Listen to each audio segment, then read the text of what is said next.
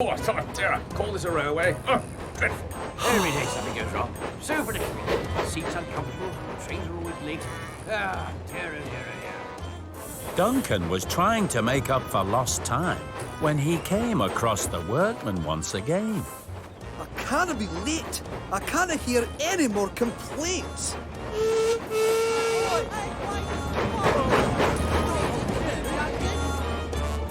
I can't seem to do anything right today. At the end of the journey, Mr. Percival was waiting for Duncan.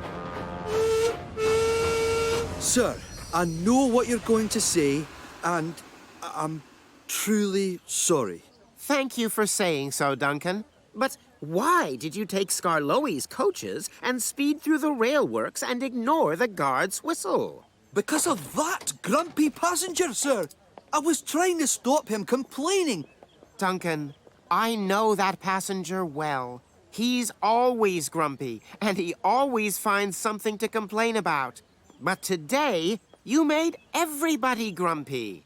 Yes, sir. I know, sir. From now on, you must do your best to ignore that man and get on with doing your job properly. Will do. Thank you, sir.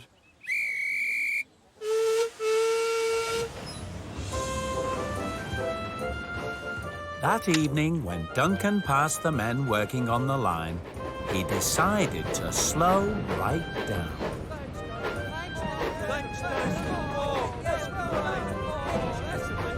Oh, come on! Hurry up! I'm going to be late for my tea.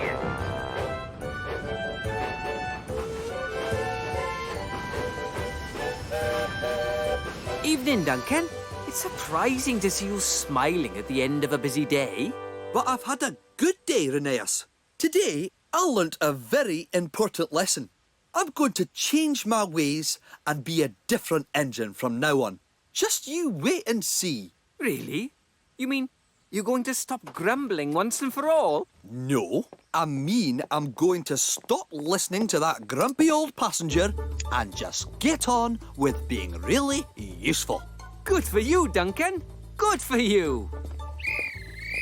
All right, I'm going. Stop grumbling indeed. It's not me who's always grumbling. Ouch! Ah, there goes my wobbly wheel again. I knew this would happen. Why do people always think it's me who's always grumbling? I mean, I've never grumbled in my life. Me, grumbling, don't think so.